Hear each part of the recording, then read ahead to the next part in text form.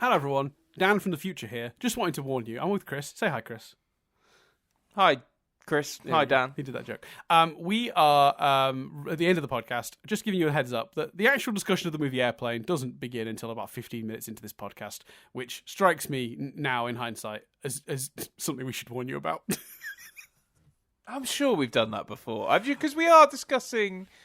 There's a fair chunk, or is it 15 minutes until we even get to like the context? It's tangentially. There's history. Chris tries to explain the circumstances in which he first watched the film, and then we talk about him doing a thing for about 15 minutes, and then we go anyway. Don't spoil and then it. I literally say, "Well, I can bleep that bit if you want." Yeah, bleep it. Tease it. We end up talking about for about 15 minutes and then go, oh, what was your actual experience watching the movie during that time? We don't get to the movie for like 15 minutes, which it feels like something we should warn people about, I feel like. Yeah, fair. Fair enough. Yeah, Chris seems disappointed in me. We've done tangents before, but I don't know if we've ever done one for that long. I don't know. I think we might have, but who knows? I'm certainly not trawling through every episode to find out. So yeah, comments on a postcard. PO Box 123. We don't actually care at hotmail.com. There we go. Yeah. There we go. But everyone, enjoy the podcast. Bye. Bye. Oh, wait, roll the music. We say roll the music. Roll the music.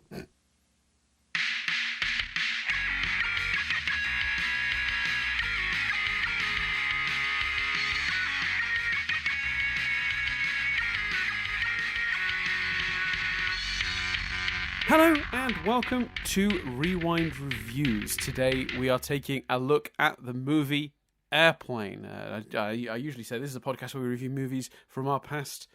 Then I add, today we're looking at Airplane. I did it all the wrong way around this week, Chris. That's fun. So I don't know where to start with this one because we normally start with like history with this film, but I don't think I have anything other than just I saw it probably as a teenager. Thought it was the funniest thing I'd ever seen. It was, you know. We'll get to whether time has been kind to this film, but like in terms of just my memories of it, it's sort of one of those things. That's just, I don't have a specific memory of first watching it. I just remember having seen it. It was on TV. Thought it was really fucking funny. Watched it a bunch over the years. Not something I'd go back to like every year or two by any chance, but I reckon every sort of 4 or 5 years I'd, Airplane, not seen that in a while. You know, it'd be one of those. At this stage, I've probably not seen it for about 10 years though. So yeah, where are you at? What have you got a history with Airplane beyond that? I do. I hinted last week. I have the scenario in which I saw this movie is a thing. I watched this movie, Dan, in the waiting area while I was waiting. I think I've possibly watched this movie twice because we all got the three of us that were there got so bored. In the waiting area whilst waiting to fly a plane. So, which, you know, is as ridiculous as it sounds. You were flying a plane? I was flying a plane. I mean, I think technically they called it like a glider, but it was, you know, engine, wheel, you know, all the rest of it. I'll tell you this, Dan, I wasn't very good at it. So what? Explain would you like some more context? I don't understand. I don't understand what this thing you did is. So basically, our school used to do it. I don't know if they still do it. I don't think they do because I think it caused controversy when they stopped doing it. Oh, I googled glider plane. Is it one of these super skinny things? Yeah, I think so. Oh, let me have a look. A glider plane involves soaring through the air in a fixed-wing aircraft that relies on natural air currents rather than an engine and propulsion. Does it doesn't have an engine? Apparently not. No anyway. Engine. Launch methods. All right. Powered aircraft tows the glider into the air using rope, or a winch launch. A winch on the ground pulls the glider into the air using a cable and it is then released. I thought it had an engine. But anyway, whatever. But still, you know, fucking scary. Anyway, so... and also, there's no way you flew a plane. I don't understand. I need more information. No, I did. Well, no. To be fair, everyone else did. Here's what happened to me. So basically, right. So our school used to do a thing where on a Friday when you got to a certain year group, I think we were like 16, maybe it was 16. You basically picked a service, and it was either Navy, Army, or RAF. The majority chose Army. And then a small group chose RAF, and I think the year we did it, hardly anyone chose Navy.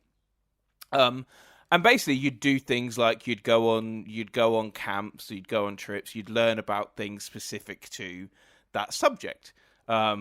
So basically, one of the RAF specific things, and it really felt that we never did anything that specific for RAF. What tended to happen would be the Army would be doing things, and sort of the RAF would just kind of go along. It was, some people were really into this Friday afternoon thing, and some people less so. I think you could also choose like sports something, and you'd go to the local gym or something. So anyway, sorry, Jess is just bringing me a cup of tea. I'm telling Dan about me flying a plane. Oh, okay, Jess says there's no need for me to shout. So I think you need to rephrase it, because it's very specifically, according to what I found, not a plane. It's a glider. I think that makes a lot of my explanation, like my confusion, go away. It's very specifically a different kind of device. It's not technically called a plane. Well, okay, let's call it an aircraft then. No, it's a glider. I've just told you what it's called, and you've talked around that. It's called a glider. Gliding experiences and lessons are available at various locations across the UK.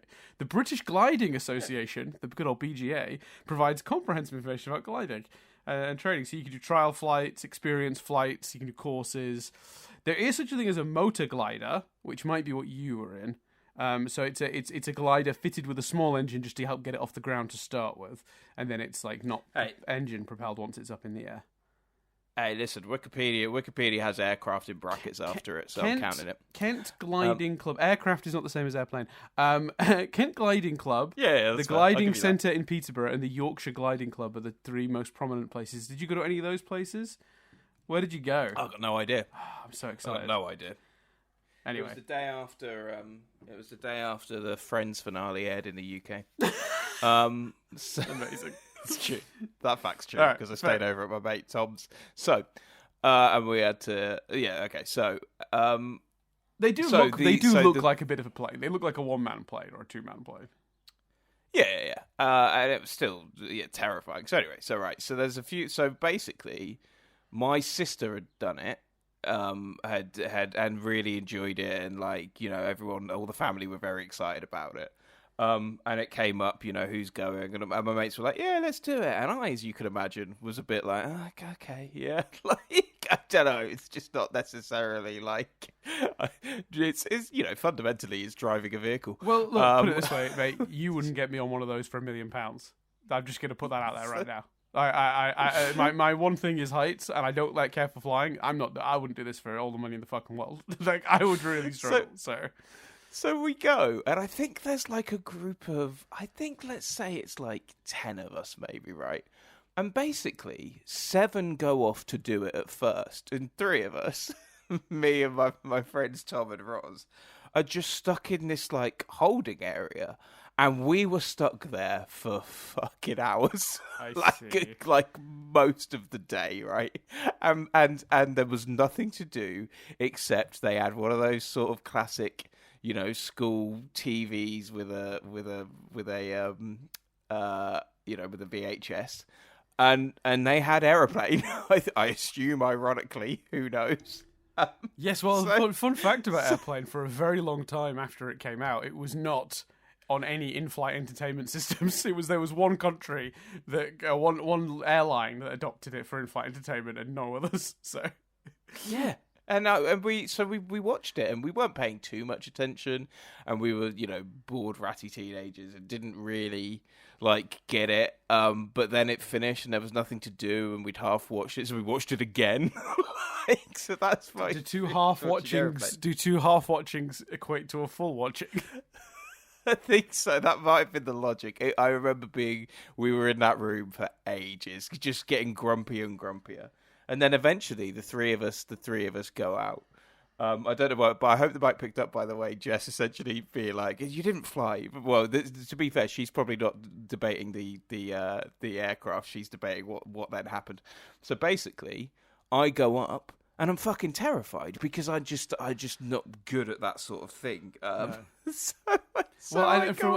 listeners who don't know anything about this, I've literally watching. I've got a video up from a guy doing it on YouTube right now, and it's 2-seater. There's a guy in the seat behind with steering controls. So presumably he does takeoff, landing, and basically just cedes control to the sort of the passenger.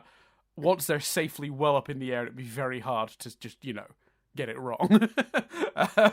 Yeah, but still terrifying. Oh no, I'm not saying it's not terrifying. But... I'm not saying it's not terrifying. I'm just saying I'm watching a video of it now, and I've just seen the bit. It's got subtitles, which is helpful. Where the actual guy flying it is like you now have control to the guy in the front with the stick.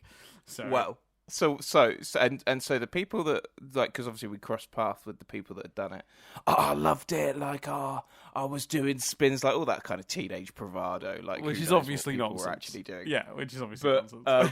But me, the guy's like, right, okay, so you've got, and I just kept fluffing it, and I'm like, oh, I'm really not sure, and he's like, he kept trying to instruct me on things, and I just wasn't taking anything in, wasn't able to do anything, and eventually, Dad. Eventually this happened. Eventually I went, look, I'm really quite nervous and bad at this. Could you just fly us around for a bit?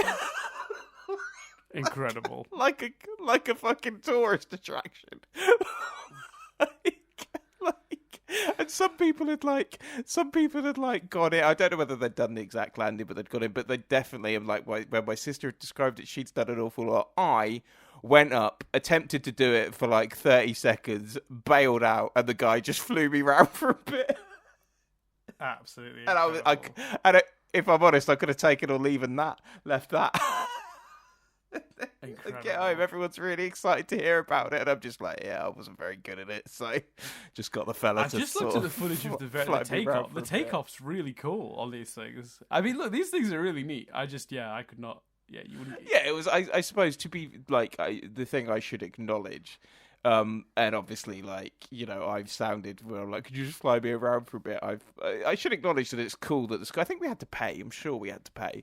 But the school set that up for us on a random Saturday. I was going to say, very few people would get to do that in a lifetime. I think. I can't imagine many schools went to do that sort of thing for an activity. No, and but my main memory of the day is the three of us being stuck in that room for about 5 hours watching Aeroplane twice. Yeah. That's very. I love that you ended up just being like, mate, just fly me around. I don't want to do this. I'm terrified and I'm bad at this. I don't want to be yelled at for the next 20 minutes. I just couldn't take it in. I just couldn't get to it. Do you think you'd give it more of a go if you did it today? Like if I put you in a room for 4 hours today, where you had to watch Airplane twice and then shoved you out into one of those things, do you think you'd be more willing to give it a go, or do you think you'd have to do the same after a few minutes? Yeah, like, mate, just no. I think I genuinely just didn't understand. I think I would, but equally, there's no, don't book it for me as a surprise, mate. No, because if I did that, you'd do the same for me, and then I'd have to be compelled to do it. And again, I cannot express to you how much money it would take to get me in one of those things. I probably would still rather be just fly around for a bit, because that's why the reason I was like, is because the idea of I don't particularly mind heights, and I like the I guess that would be quite a cool, almost close to sensation of flying, but actually the driving bit of it still wouldn't interest me much. So yeah, I suppose technically I'm still saying you can get me in one, but I'd still rather be flown around. Yeah, as a guy who did, I think I counted it was something like 14 flights in 13 months or something stupid like that. Last year, the year before, there was a 12-13 month period where I did a huge amount of flights. I worked it out. I was like, that is too many flights. I still don't care for flying, so it's not my favorite. Which is fair. I've got a. We should talk about the film to describe it, actually. Yes, here's. I mean, this explanation will only help explain it for you. In terms of me just not being able to take it in and getting it, think about how I was when they were trying to teach me clay pigeon shooting at my stag do. Yes. Like, basically that. It just, the information just wasn't going into my body. Partly probably because out of nervousness. Like in that instance, just don't particularly have a penchant for holding a gun. Don't particularly have a penchant for being in control of vehicles, I think. So, yeah. Yeah, my main memory from that is an unnamed. I won't name a member of your party. Went to do theirs first, and I said, "Oh, I tell you what, if I film you doing it, shooting, then you get a video of me." And they're like, "Yeah, that's a great idea." So like he goes up, he films. I get a bunch of great videos of him pulling the trigger, shooting. Looks really awesome, and I was like, "Oh, that's so cool, man!" And then like we swap, and then I do it, and then I'm like, "Did you get any videos?" He's like, "Oh, mate, no, yeah, didn't. I forgot." I was like, "Cool." Thanks. I'm only gonna fire a gun once in my life. Thanks for missing it. We never bleep anything. Do you mind to say the first? I'll tell you afterwards. But it's fine. It's someone I deeply love of your friend group. So it's not a thing. It's just very funny. It's someone I'm a big fan of. It's just in that moment I was so disappointed. Still remembering it. The person in my head who you'd be the biggest fan of for very clear reasons wouldn't have been doing the clay pigeon shooting because they'd already injured themselves. Well, you're close. I think you might be there. They didn't. That was later. Okay. The injury, wasn't it? Because we did clay pigeon shooting and then the injury happened while you were clay pigeon shooting, if you recall. Yes. Oh, okay. So we swapped up. Right. Okay. Oh, so it's that person then. It was two groups. Yeah, it was two groups. Anyway, it doesn't matter. I'm not going to hold grudges. It's just very funny because I do distinctly remember the disappointment of not having a video of it. I was like, damn, that's a shame. Anyway, we are well off track. We're 50 minutes into a podcast about the movie Airplane. We have not talked about the movie Airplane yet. That is very bad. That is our maybe worst ever in terms of tangenty intro. Right. Sorry, everyone. Well, what did you think? Well, here we go then, Dan. Let's kick us off. What did you think? So, I mean, we didn't get to what you thought when you saw it the first time. You just thought it was kind of funny, I guess, and just that was that. No, we just didn't really, because I knew it was a spoof, but it just didn't land with us in the room at the time. I think it landed. It was one of those things where it landed with me a little more because I could appreciate the cleverness of some of it. But yeah, in the room in general, in that environment, it was just like, what is this? And there was also a real heavy bemusement of it being the wrong film the joke potentially not like sure. The joke of putting that in that environment was like, what the fuck? Yeah. So I watched it 2 days ago, as you did, and my initial thoughts were mixed, if I'm being honest. I do think it's extremely funny. Maybe one of the funniest films we've had on this podcast in terms of just sheer gag. Like it's like a joke every few seconds, and it's almost like but the problem is it gets a bit dense joke wise, and you do sort of sometimes wonder as you're watching it if it's doing so many that you're obviously going to find a percentage of them funny. Like, it's because it is so dense with jokes. And a huge amount of wordplay, which... it's funny, isn't it? Because jokes that in my head are slapstick, when I actually watch the movie, are obvious wordplay also. Like, my favourite joke in this movie, my favourite running joke, I should specify, in this movie, is the drinking problem joke. Where every time he goes to drink, he misses his mouth because he's got a drinking problem. Now, if you'd have asked me without any provocation what kind of joke that was, I'd be like, that's a slapstick joke. He's throwing water all over himself. But it's not, is it? It's a wordplay joke, because the actual thing that's funny about that is the notion that that's, in this world, what equates to a drinking problem. He's got a problem physically drinking.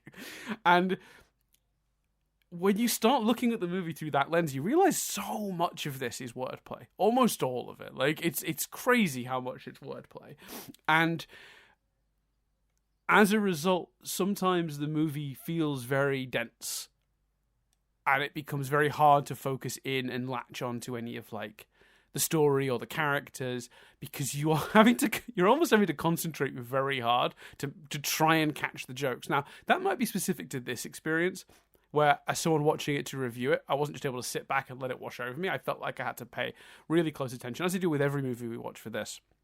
put my critic's hat on, and go, I'm going to analyze this movie for potentially 2 hours. What am I grasping onto here? What am I talking about? What's our discussion going to be? What things have impressed me, what things have not, with a critical eye. And it's so hard to do that with this film because it really is just a gag machine, ultimately. And I find I'm looking at that going like, I actually don't know how we review a movie like that. I've got some wider stuff I want to talk about in relation to parody and how we approach parody and referencing other things, because there are multiple parodies in this movie of other movies and commercials. And does it work removed from those? Do the jokes still function? Things like that are definitely stuff we could talk about. But my actual just impression of the film was, it was very funny, extremely funny, but a part of me wonders if that's just, if you fire 1,000 jokes at me, a lot of, a high percent, even a 5% hit rate is going to feel pretty good. You know what I mean? Because there's so many jokes coming at me every few seconds. Beyond that, it's I guess quite good at skewering various tropes of cinema and commercials from the time, without needing the actual specific reference. There's 2 main ones where the reference exists. One is obviously 0 Hour, which is the film this is kind of officially a remake of. We'll come back to that. And then, of course, there's a small section, a flashback section that's a Saturday Night Fever riff. But the rest of them are like, they're referencing something pretty specific. I think it's generous to call that section small. Yeah, okay, yeah, no, it does go on for too long. No, that's true. That is true. That is true. But in the grand scheme of the movie, small. In the scheme of how long that joke goes on for, too long. I would agree. But like a lot of the times as well, there obviously will be references to things. I no longer know what that thing is. That is no longer in popular culture. There's a coffee commercial that's being referenced when that lady goes, but he usually only drinks 1 coffee, in her head. That's apparently a reference to a specific commercial. Now, I'd not seen that commercial. I still found that funny because it felt like it was playing on the tropes of it rather than that specific thing, because the jokes still stand even when the context is removed. So there's definitely going to be a lot to talk about around that and where parody movies would go from here to 20 years later, sort of when we're in the sort of scary movie, era of parody movies, the era that killed the parody movie, pretty effectively, in my opinion. We'll see if it makes a comeback this year. But on the whole, I still really enjoyed it, because obviously it's this brilliant device for delivering very, very good gags. As a film, from a critical perspective, though, I do think there's not a lot to it. And if we're doing recommend, not recommend, I would say for light entertainment, I would recommend it because it will just entertain you. But it's definitely not a put it on in the background kind of movie, because to get the most out of it, it's so dense and so full of references. Some will seem like non sequiturs, but you probably just missed the setup. Like, that happened to me a couple of times where there was jokes I was like, I think I've just missed a setup here because I don't understand what's happening. And I think that's probably, I missed one quick line and I'm now lost for 10, 20 seconds until movie comes around again. But I would recommend it. I think as still a classic piece of comedy cinema. Just don't go into it expecting character arcs, story, things that like you'd expect. Those basically are just a very thin skeleton to hang the jokes on, which could, I think, be a criticism if you wanted to levy that at the movie. So yeah, that's my sort of overall. How about you? What did you have? Maybe you had a better time with it than I did. Where did you No, I don't. No, I had a very similar time with it. I would also land on recommend for a different reason. I would land on recommend from its sense of time capsule and seeing something that has clearly influenced a lot. I was reminded through it. Bear with me here. But I saw an interview once with Ed Sheeran. I'm probably paraphrasing, and he was being asked about whether he liked U2. And he said he got into U2 when he got much older, but when he got into U2, he realised that he'd always been into U2 because he'd been into Snow Patrol. And he was like, you can hear U2's influence on Snow Patrol, right, and then Snow Patrol's influence on me. Yes. It all carries down, so you can link back to U2. And I think in a way, when this script is, and I'm not necessarily a huge fan of this movie, although I do like it, when this script is firing on all cylinders and at its best and at its funniest, the style of humor is very similar to a film like Anchorman, and it reminds me of a film like Anchorman, and I was quite. Some of it, it's one of those things where you could watch it and go, oh, some of this style of humor and jokes have a modern sensibility to them, but actually the modern sensibility has been inspired by Airplane. Because there's no way the guys that made Anchorman didn't grow up watching this, right? It's the same thing I say to people when they say the Beatles are overrated. I'm like, well, say that to any of your favorite musicians.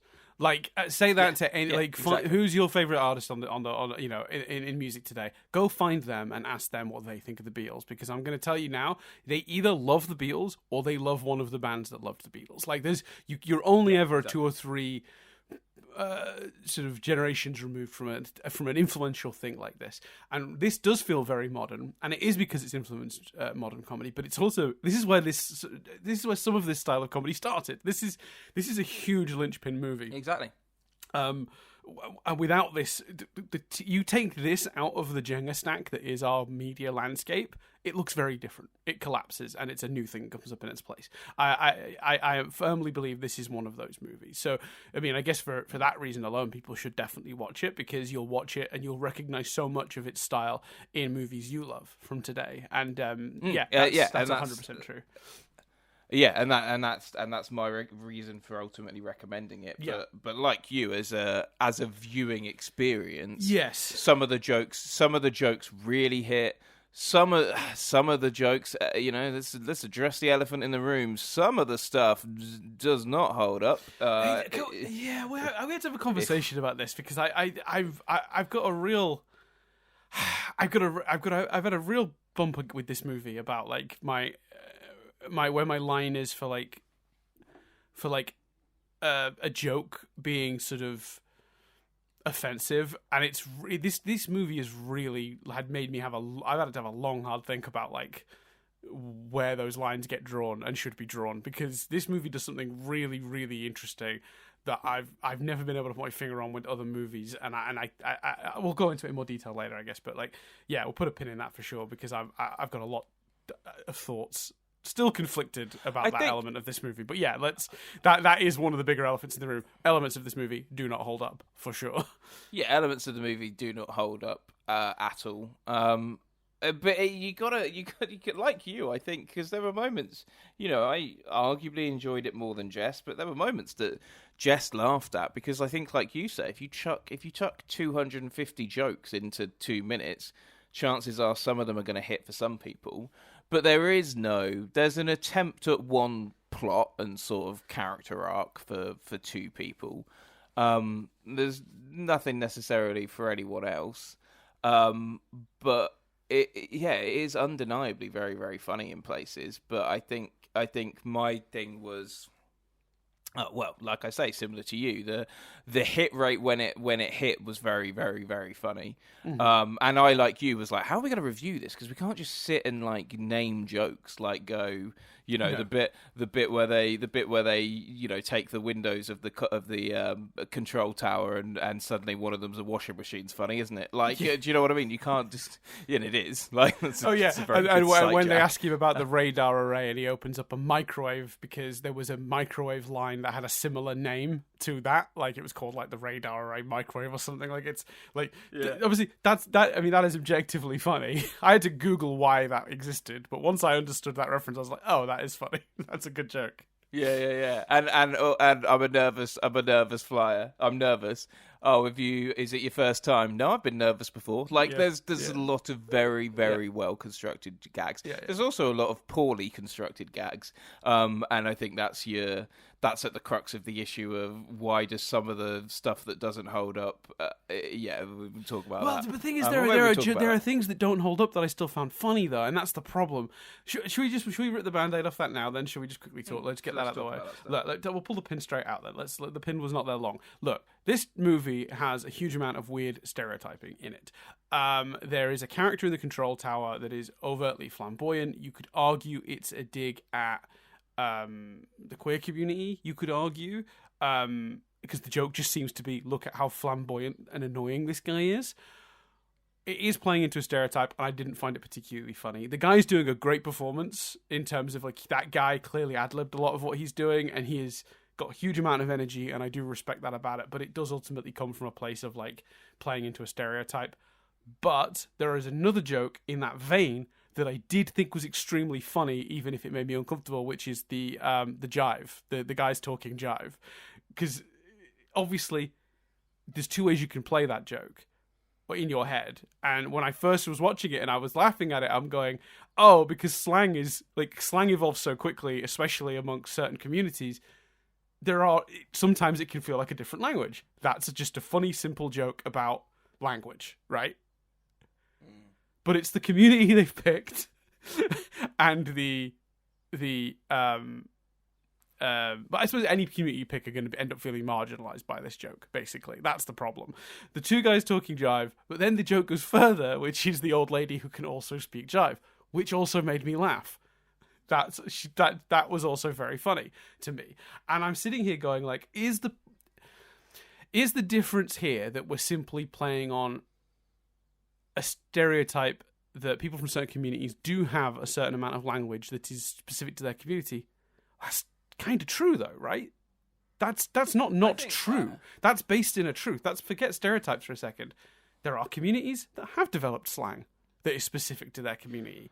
And if the joke is simply that if you're not inside that community, sometimes it can feel like they're not speaking like a language you understand. I mean, that's nowhere near as offensive to me as something like when we were watching, like, Dumb and Dumber, and it had all the gay panic stuff in it, which was literally, the joke was being gay is bad and wrong and gross. Like, so are we gonna? Of the two? This movie from the fucking 1980 versus Dumb and Dumber from the mid-90s. I know which one I found more offensive, because one of them is simply observing a language thing and sort of, like, poking fun at that. And yes, unfortunately, it is a bit of a stereotype, but the other one actually feels way more hateful. Do you know what I mean? That's what I've struggled with watching this film. Because I think it's also because I felt uncomfortable. Obviously, as you said, you did with the jive stuff, but there's also an element of what's the joke and what's the work behind it. And I think, as you've already pointed out, there's a lot of jokes about language in terms of the jive stuff. Yes. Another example is the young boy that brings the girl a coffee, and she says, I like my coffee like I like my men black, and the joke there is it's such a shocking thing for a child to say. You don't expect the child to say that, right? Even if, again, like, watching it it's arguably even more shocking watching it now, right, when that moment happens. Shocking, yes. The one in this film, but again though, I just to pick on that one very quickly. Once again, I'm like, that doesn't come from a place, to me, of hate. The punchline of that joke isn't some sort of we hate black people. No. It's you know what I mean. It is a stereotype, and that. No. And I guess what I'm coming to is the revelation I had watching this movie was there are very much two kinds of things that are not appropriate anymore. I don't think it is great to stereotype, but it's no way near as big of a crime as actual hateful stuff that's appeared in other movies. And I do think that we owe it to these films to draw a line and understand not appropriate, but not necessarily coming from a place of hate, maybe a place of ignorance. We should be more careful with throwing stereotypes around. But then the other side of it, which is like an actual joke that's based in spite and hate. And I feel like not just lumping them all in a big bin that says no longer appropriate, but actually acknowledging there's a difference between the two. Does that make sense? Yeah, no, that makes complete sense. I just want to finish because I didn't finish my point. I don't want to forget where I was going. No, it's fine. But yeah, so those two examples, the girl and the jive stuff, like, again, the construction of the jokes is there. I think there are a few examples in this where I go, but I'm not even what's the joke there? And the big one for me in terms of uncomfortable stuff is the pilot's a bit of a predator, and that's the joke. Like the joke is the pilot's perving on the kid. That for me, just I I can't defend that in the way we've constructed arguments against these other things, because also for me, as well as what you've just said, there's an element of, well, that's just not a particularly funny that's not a funny joke. That's not well constructed. I can't even look at it and go, well, even if an element of this is inappropriate, I understand the construct and I understand the work. That just felt lazy and weird and creepy. Right. And there almost was no joke to that one. So I think there are examples, as well as what you've just said,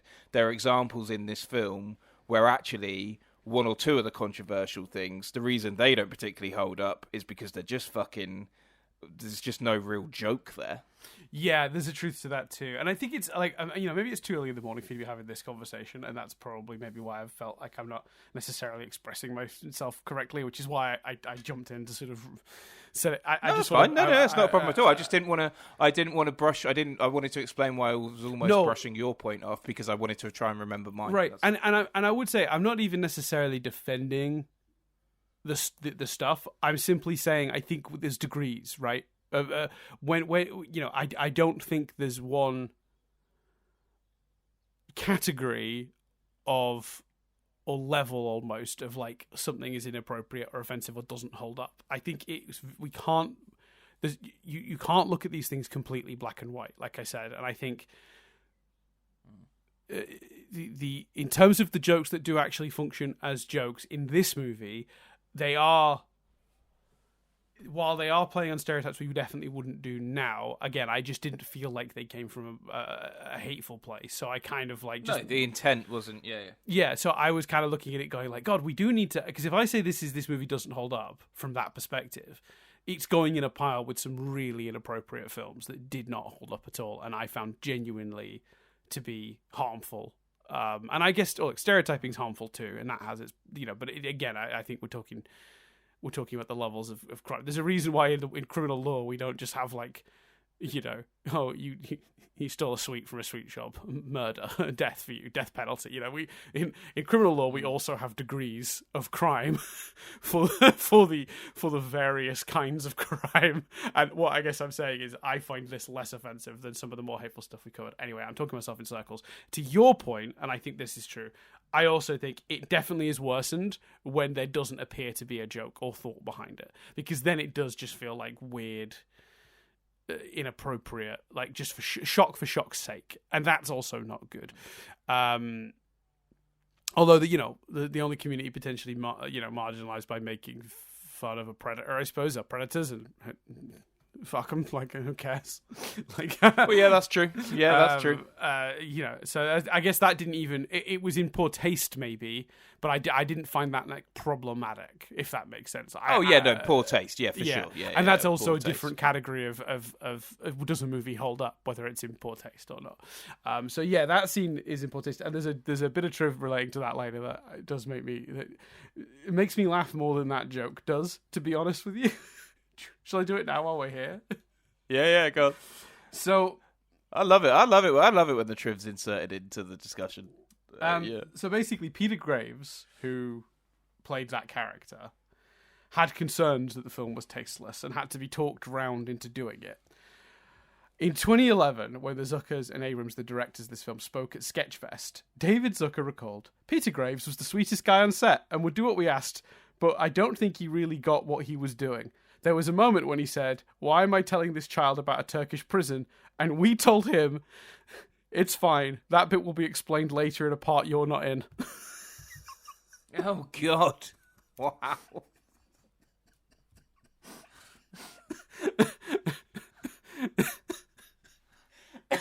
the blatant lying. That really cracked me up. Yeah. I was going to say, they just lied to the man then. They lied to the man that they themselves have described as the sweetest man in the world. Oh, Jesus Christ. So look, does the movie hold up? No, is the actual answer. The answer is no. It's more complicated and nuanced than I thought it was going to be coming out of it, and I had very mixed feelings on it, especially because there are like I said, the jive joke in particular, I think is actually really well constructed and really well handled in terms of just on a mechanical perspective, just as a joke. it's just unfortunate that it would have obviously played into some really problematic stereotypes. It's also what we talked about. Like, I don't think there is does all the movie hold up? No. But are there enough jokes that do hold up and are very, very funny to make it justifiable? Right. Yes. Do you know what I mean? We've both recommended the movie. Yeah. So, it's not like these things.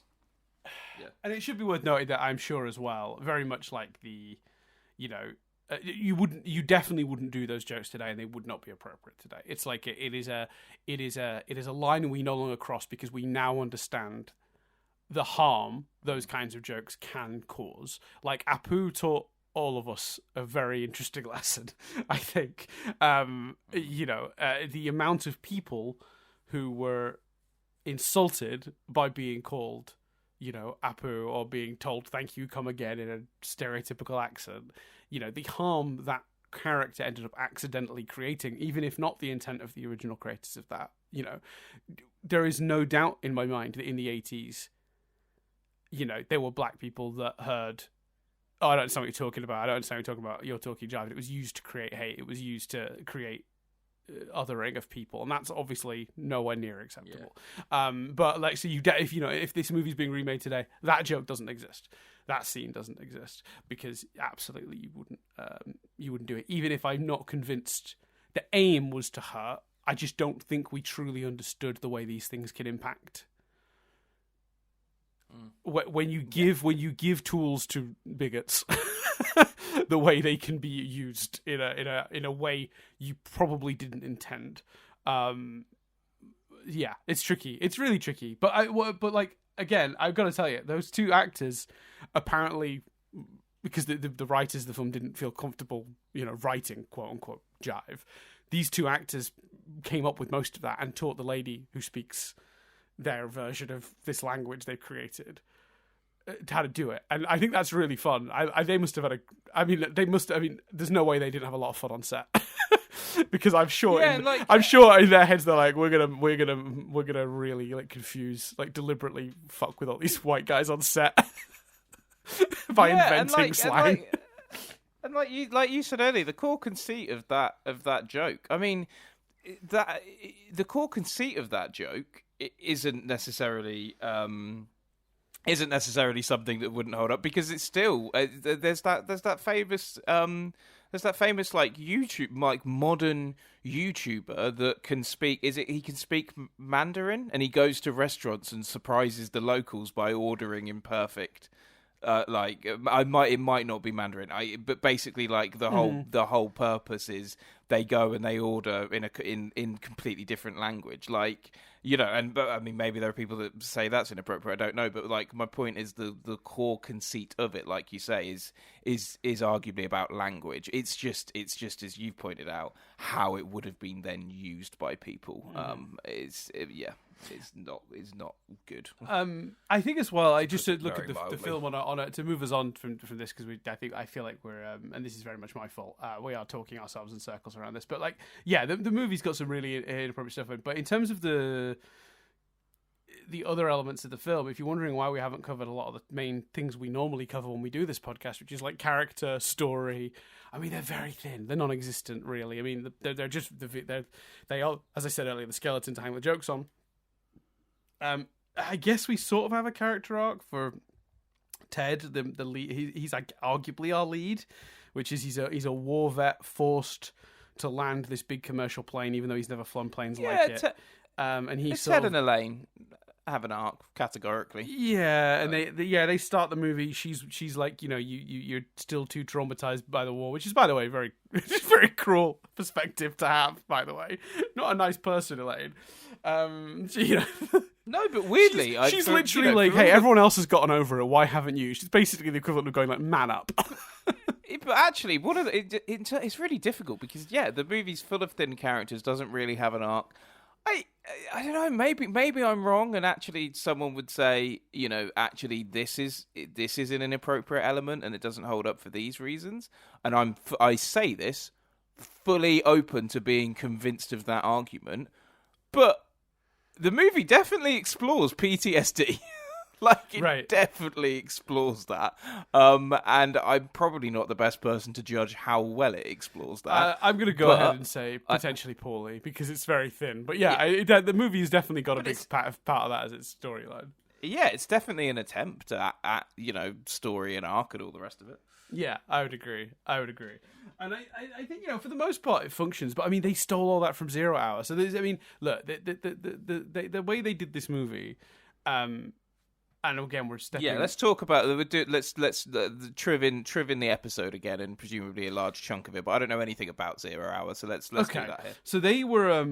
so the guys that directed this, Jerry Zucker, Jim Abrams, and David Zucker, they're collectively known as Zaz. So if you hear me call them Zaz during any of this, you'll know why. But they're a theatre group. They were a theatre group in the 70s called Kentucky Fried Theatre. And they basically did parody sketches of film, TV, and commercials. And to gather their material, they would just put a VHS in and record late night TV and then review it later for commercials, weird made for TV movies, things like that. And on one occasion they unintentionally recorded a movie from 1957. So at this point it was like 12, 15 years old, called 0 Hour, which they'd never heard of, and no one had really ever heard of. It got released and then just vanished into the ether sort of movie. And this is not a DVD digital era, so like these days, a movie from that long ago is still very accessible. But back then, if a movie flopped at the box office, it didn't really have a secondary market. It just went away forever. So they'd never seen it, never heard of it, and this movie 0 Hour comes on.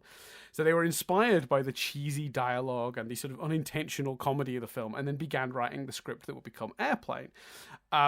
And it was sort of in line with what they were doing in the theatre, so it contained commercial breaks, which would be another way for them to do their sketches.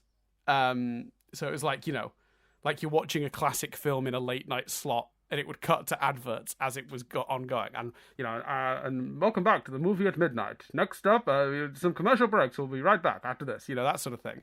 And, the idea is like they were even going to shoot it in black and white when they were writing it.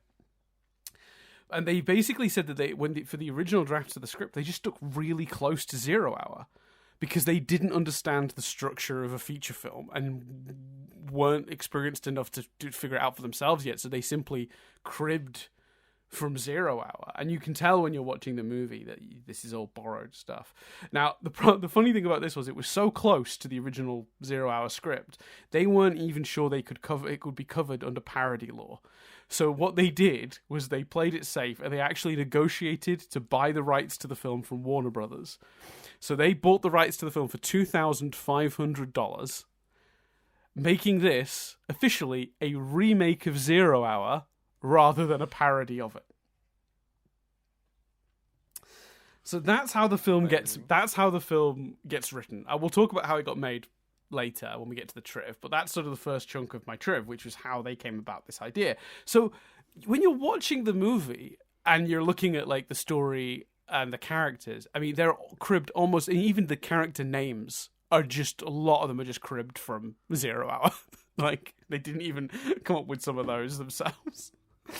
And it's such a genius idea to just decide, just like take an old movie and just sort of remake it when no one knows what it is, because most people probably don't realize that this story and these characters were lifted from another thing. So are we talking literally the major beats? Everyone gets food poisoning, like They get food poisoning. The guy, including the captain, the guy that has to fly has PTSD from the war. His name is also like Ted Stryker. He gets talked down by his old like general, and it's melodrama. It's not it's not played for laughs like it is here. It's like a movie that really wanted to take itself quite seriously. And I got to a couple of clips from it. It is remarkable. Like, it is... I mean, they even did, in a couple of occasions, some of the dialogue is just directly lifted from 0 Hour. I suspect... Because it took them a while to get the movie made. They went and made a whole other movie in the meantime. And I feel like over the process of drafting and redrafting over the years, a lot of the original 0 Hour dialogue just sort of vanished or got reworked to make their wordplay function. So I don't think there's a huge amount of the direct dialogue of 0 Hour left in this movie, but I mean, that might even not be correct. It still might be 5-10%. That would still be quite a high percentage in my opinion, which is why they ultimately just bought the rights to it rather than risking. So let's talk about the parody of it all, because obviously what's interesting about that is nobody at the time would have seen 0 Hour. No. No one now, especially, has seen 0 Correct. Hour. But that is the other interesting thing about watching it from a modern day lens. A lot of the things it's parodying, as you said, you don't necessarily know. So it's almost like the biggest influence of parody on this film now is almost in the tone and like the. So, for example, one of the jokes I enjoyed was it was, I can't remember the exact setup like, but when it was like, it must be something to do with their instruments, and it cuts back to the cockpit, and they're just playing like guitars and stuff. And again, you could see the influence of this film on something like Family Guy. It's an incredibly Family Guy-esque joke. Well, it is not a coincidence that one of the producers on the upcoming Naked Gun. So this is a reboot is Seth MacFarlane. You are this is what I wanted to talk about, because one of the reasons is I sort of ummed and ahed when I chose this to kind of flesh that out. One of the reasons this film has been chosen is because I saw the trailer. I saw the thumbnail with, the Naked Gun, Liam Neeson, and to be honest with you, I thought it was some sort of AI deepfake. I didn't know this movie was happening, right. And I was like, oh fucking hell! And I click on it, and I'm like, oh no, this is a real movie. And I thought it looked quite good. I thought it looked quite funny. So I watched that trailer, and I've never seen the original Naked Gun. Mm-hmm. And then auto playing after that trailer was a 2-minute sizzle reel of Aeroplane, and I watched about 30-40 seconds of it and laughed a lot, and then paused it and went, oh god, the scenario in which I saw that film was mad. I should probably rewatch it to see what I think. And then it's like, well, if I'm going to do that, I'll stop watching this because I'll do it for Rewind reviews.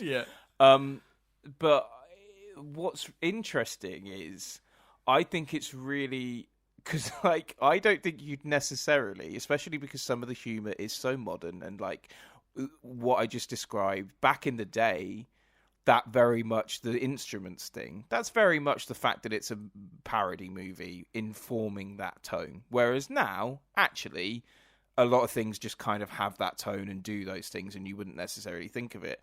Which means when you watch it as a modern day audience, and I watched this happen with Jess, it's only really when you get Saturday Night Fever, because that is so iconic and so part of the culture now, that you particularly go, oh, this is a spoof of Saturday Night Fever, that you sort of realise. And then there's the scene after on the beach where Jess was like, are they now doing Grease? And I'm not sure whether they are doing Grease or whether they're doing a commercial or, it's unclear, but I think that's actually why this movie works. I think mostly, Saturday Night Fever is a bit of an exception rather than the rule. When they are parodying something, they're doing it in such a generic way. It's more that they're examining the tropes than a specific film, and Grease really falls into that trope. And you could argue that maybe Grease was the direct inspiration. I'm not sure they've ever spoken about that, but it's but that is a common trope.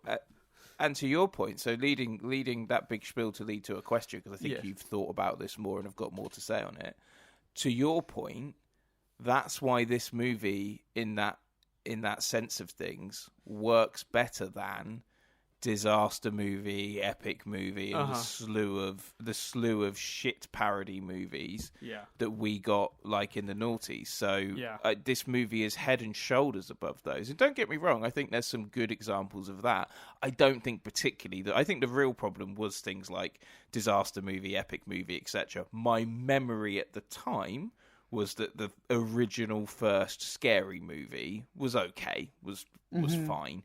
But I'd need to rewatch it to say with certainty whether I still agree with that. But get parodies, the parody of Aeroplane versus the parody of the noughties, and the spoofs of the noughties. Because in fact, I would argue this film actually feels more comparable to something like Austin Powers, which is parodying and spoofing the genre more than specific movies. But as you acknowledge, there's a fuck ton of parody in here, like to do with products and adverts that I just wouldn't get. The only reason I get Saturday Night Fever is because of the iconography. So yeah, talk to me about your feelings on all of that. Well, that's what makes this tricky. But I do think that sort of it makes this an interesting test case. So on a base level, my impression of this film is that mostly they're very clever. The jokes still function regardless of whether you know the thing they're parodying. With the Saturday Night Fever thing being probably the closest to an exception, I think. Because that it really did feel like Saturday Night Fever was the joke in that moment, but the rest of the movie it's not. And I think like the fact that this movie still is beloved today sort of proves that once you take away the things they're referencing, even if they are very direct, there's still functional jokes left behind for you to latch onto. Something like superhero movie, epic movie, the sequels to Scary Movie are not beloved today. They weren't particularly loved when they came out also. And I think the difference is, even though they were claiming to be spoofing the genre, if you just look at their title and basic premise, superhero movie, epic movie, scary movie, the reality of them is that what they started doing was just putting the guy in the outfit from 300, having him kick a guy down a hole and yell, "This is Sparta," and going, "Remember?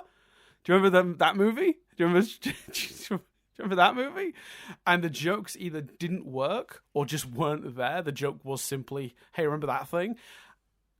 At which point, it just collapses in on itself. It's like a black hole, and it just eats everything around it. And I think, I'd be interested to go back to one of those and put myself through it to see if that's correct. But that's my distinct memory of those movies was that what they devolved into, Scary Movie, I agree with you, had functional jokes. My memory of, I could be misremembering this joke, but so the opening of Scary Movie parodies the opening of Scream, which is hilarious, by the way, because Scream is itself a parody of the horror genre. Very funny that Scary Movie then parodied Scream, but whatever. Talk about missing the point. So I think it's Carmen Electra plays the I think original Drew Barrymore role from Scream in the Scary Movie parody of that scene, and she's running. And they're making fun of the fact that she was gratuitously half dressed. So the sprinklers come on, and she starts almost running really glamorously. Like they do all these close up shots of her, and then she gets to a point when it's two signs, and one is safety, running further into danger, and she turns into danger. So those are jokes about that. There is a joke there. They're not just saying, "Hey, remember Scream?" There's a functional joke at the core of that. Whether you find that funny or not that's a matter of taste. But the reality is they're poking fun at characters who continually make poor decisions that lead them into further danger. And also the scene before where she's running through it and the sprinklers come on is kind of making fun of the way horror movies over-sexualize their female leads. So that all works. It's the first Scary Movie, to my memory, functions like that. But then when you move it forward, they got really fucking lazy, basically. And I'm not saying they as in the guys that made Scary Movie. I have no idea who directed superhero movie, epic movie, any of those fucking subsequent films that just got churned out like fucking from a factory somewhere in Hollywood in its darkest depths for the next 10 years. And they were awful. They were so bad. And I remember seeing a few of them in cinema, but not many in the end, because it just killed the genre. And that's kind of why I'm excited about where we are now, because you have Akiva Schaffer from Lonely Island, who made Pop Star, Never Stop Stopping, and Hot Rod, and even that Chip and Dale movie, which I thought was actually pretty good, despite the fact it got kicking online. He's working on that new Naked Gun movie. He's, I believe, writing and directing. And, that's actually some really good talent behind the movie. And he is definitely someone... he was born in 1977. There's no way he didn't grow up watching Zucker Brothers movies, whether it be the original Naked Gun or Airplane. And I'm excited that might help bring this genre back into proliferance. But bringing this back to Airplane, it is remarkable to me how much of this holds up. Either because they just weren't referencing anything to begin with, or because those references are still gone, and what we've proven that once you clear away the references, it still functions as a joke, because we're still recommending this movie, even though we don't get those references. Although, for some of this, I do think it's just because some of it is just generic. One of my favourite jokes in this movie, and I don't believe this is spoofing anything in particular, because I feel like I've seen this scene in 100 movies, when the plane is taking off and the guy is in the doorway, and the lady's following along, and they actually play train track noises. she falls. It's just brilliant. It's so good. It's so funny. But that's like a spoof of just that scene you've seen in 100 movies, right? Where the lady or the person is, the person they're very fond of gets on the train and they're sad to be parting, and because they just want to stay with them just that little bit longer, they follow along with the train as it's leaving while they're hanging out the window or the door, and they're still talking, and then eventually they get to the end of the track. And in the airplane's version of that, it's when the plane takes off, obviously. But that's just hilarious when you transpose that famous scene to an airplane where you couldn't just hang out the door while it's taking off like that. It's immediately funny when you remove it from its context. I don't believe they're parodying a specific scene in that moment. I think that is just generically the trope. And I feel like if we get back to that with this upcoming Naked Gun movie, then which will be out or coming out like tomorrow, the day this releases. So I guess maybe you go check that out. I don't know. Who knows? From our perspective, recording it, we've not seen it yet. But I'm mildly hopeful about that movie. And I think looking back at this, if we can capture the way this movie approached it, I would appreciate that. But we should now zero in on the Saturday Night Fever scene. It's too long, and I don't know what the joke is beyond it's Saturday Night Fever. But there isn't one beyond this Saturday. I guess there's a couple of small jokes within the scene. Like there's the joke where, like, she picks him up and spins him round instead of the other way round, but then she lets him go and he falls into the thing, and then he like bounces out. And then there's the joke of the two Girl Scouts. It's like a rough bar, and it's two Girl Scouts having a fight. I guess that's. Like, separate. and that continues through the whole scene. Yeah, I suppose arguably it's a choreographed sight gag, and that's commendable. They did also speed the song up 10% to make it seem off kilter. So a lot of people sort of are like, "Is that like a weird cover you're using of that song? 'Cause it doesn't sound quite right." It's 10% faster for, as far as I can tell, no reason at all. That's great. Because 10% is just little enough for you to not notice, I think. But literally the only problem with that scene is it just goes on for too long. It is too long. It's way too long. But I guess, there's a part of me that thinks the longer it goes on, the better the payoff is, which is that the lady next to him is so bored by his story she's killed herself. Well, and that then also becomes a running theme, doesn't it? Of him telling people that story in the ball. Yeah. Although with that as well, we've got some unfortunate stereotyping. There's people of different races and religions who are choosing to end their lives in particular ways, which I thought was unfortunate. There's a guy who puts himself on his sword, and there's the guy that's going to burn himself. Although, can I just give credit to that actor? I have no idea what his name is, but the guy that plays the guy that's covering himself in like kerosene or petrol and lights the match, his performance in that scene, right? it's his face. He goes from like, "I'm accepting my fate. I'm about to kill myself. It is worth it. I hate this man so much. I'm so bored by this story." And then the air hostess is like, "Excuse me, sir." And the way his eyes light up, like, "Do I not have to do this?" And then the guy looks at him like, "Should I go?" And he like sort of slowly nods at him, like, yeah, you should go. And then he like blows out the match and he sort of relaxes. It's such a good comic performance. Everything from funny. His expressions to his timing, like, he's so good. I don't know who that guy is or where they found him. I don't think he's necessarily like a big famous actor or anything, but like, I hope he got paid for this movie because he's brilliant. It's a movie full of good performances.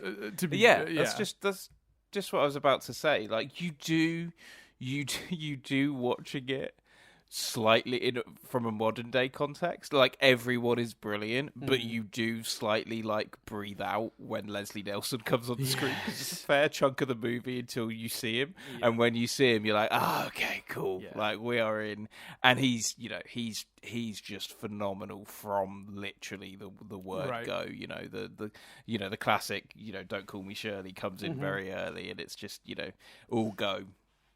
In terms of his performance from there, but everyone is brilliant. Yes. Like Julie Haggerty as Elaine. Yeah. I can't remember the name of the guy who plays Ted. Robert Hayes who plays Ted. Like, everyone's phenomenal. Yeah, and I'd say this all comes from the fact that they mostly just cast this, with the exception of Robert Hayes. These are just mostly serious dramatic actors.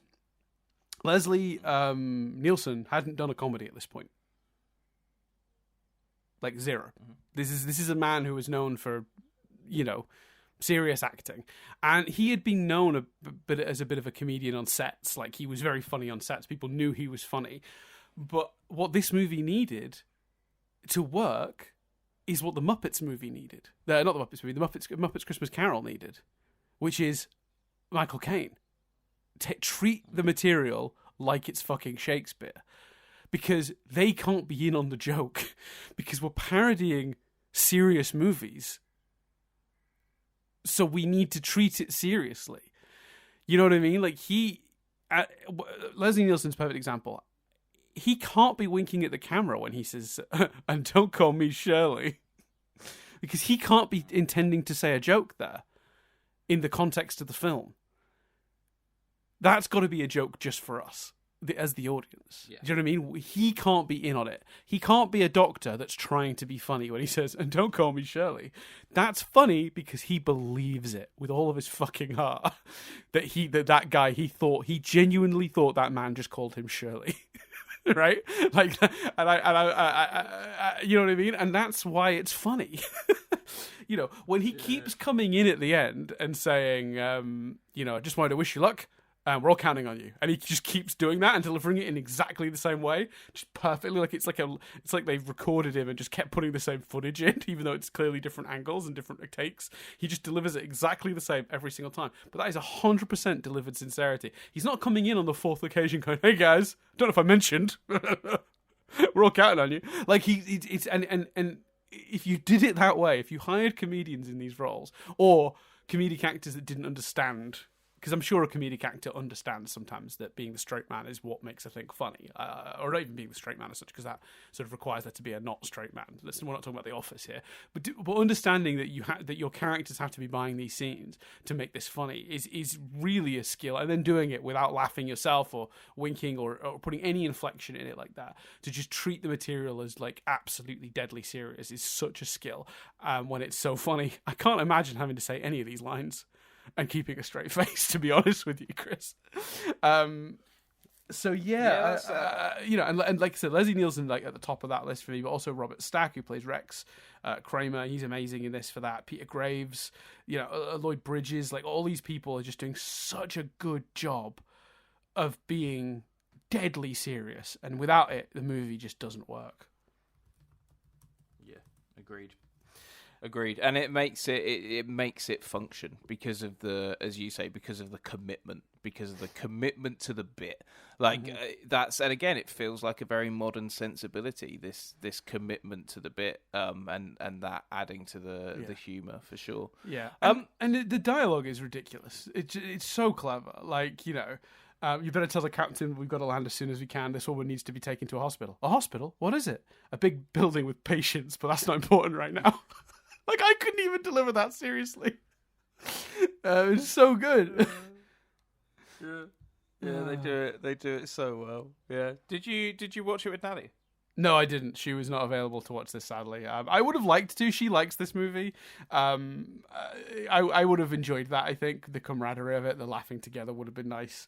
Yeah, but unfortunately, we couldn't watch it together. I'm glad you got to watch it with Jester, because that would have been nice, like, laughing together, if that makes sense. Yeah, not that she did as much laughing as me. But yeah. Another good one. We're at the point now where we may have to trim it up because I'm just look at your notes because I'm just naming gags now. But the co-pilot being a literal blow-up pilot appears, but then also waves at the end. When it waves and winks at the end, I lost it, and I remembered the joke of it pulling out another co-pilot that's like a lady co-pilot and flying off. I remembered that ending distinctly. That was, like, etched in my brain. When I turned this movie on, that's like a couple of the lines of dialogue, the Saturday Night Fever scene, and that were all, like, in my memory from when I first watched it or last watched it. But I, like, the wink and the wave. Fucking ridiculous. The one that if we're just doing remember this bit, I do still think one of the best, and people often cite this, so you'll have all heard this before, but it's that dialogue exchange is, "Captain, how soon can you land? I can't tell." "No, you can tell me. I'm a doctor." "No, I mean, I'm just not sure." "What, you can't take a guess?" "Well, not for another 2 hours." "You can't take a guess for another 2 hours?" So good. It's so good. Oh my god. And the coffee lady as well. Jim never drinks a second coffee. And then later on when they come back to it, Jim never vomits at home. I so enjoy just the inconsistencies of who's like. It looks like quite a small plane. Seems to have a lot of fucking passengers for a plane. That's also, by the way, and I know this is the 707, like the sort of predecessor to the 747, the famous plane that still is in popular use today. Those overhead luggage racks are a fucking death trap. Did you notice those? They are open. They're just, it's like what you get on a train or a coach. It's just like a shelf. The minute the plane hits turbulence, all that shit's landing on your head. I'm sorry, what the fuck is that? Overhead luggage in this looks fucking like it was going to kill me. It's true. It's true. So yeah, I look, I still think this is worth seeing. I think it's very funny. There's definitely some inappropriate stereotyping in the movie. But otherwise, it gets away pretty cleanly for a comedy of this era, especially one trying to be shocking and risky at points. The story functions because they've cribbed it from elsewhere. The characters are reasonably entertaining. The performances are good. Like, yeah, it's worth watching. Is it a classic? Yes. Should you have seen this film before you die? As I'm sure it's on almost every one of those lists. Yes. But is it one of the better films we've covered on this podcast? No, it's not. I think it is what it is, which is a joke machine, and that leaves it very entertaining, but maybe a little shallow as an experience. Do you think that's fair? Yeah, and I think also the problem is, which we've talked about a few times, but because the other big fact about this film is that, it was named one of the top 10 funniest films of all time. Would I say it's one of the top 10 funniest films I've seen? No, but a huge caveat to all of this and to the review is there are an awful lot of jokes now that we just aren't going to get and are going to miss because they were so dependent on pop culture or things like that at the time, which I know we've said a lot, but is I think really important. It's kind of impossible from our perspective to truly analyse how funny this film is. Well, yeah, but also there are things that I just think are either non sequiturs or like it's too easy to miss the setup. Like, so I'll give you an example. There's a bit where one of the characters' wives gets woken up in the night and she's sleeping next to a horse. And I assume that I missed a setup line earlier in the movie where someone said, I hear she's sleeping with a guy who's hung like a horse now. And the joke is it's an actual horse. I could be wrong, though. It is equally plausible that is just a non sequitur. That just is deliberately, obtuse and strange and out of nowhere. And those jokes never really landed for me as well. There's another one, and it's where they're in the tower, they're talking, and for some reason a spear hits them, or hits behind them. And I was like, the fuck is that from? And then I think I saw online, I tried to look it up, like, what is that joke? Is it a reference I'm not getting? Someone was speculating that it's because he's talking about the past, and the last flashback we had, they were being chased by spear-throwing, like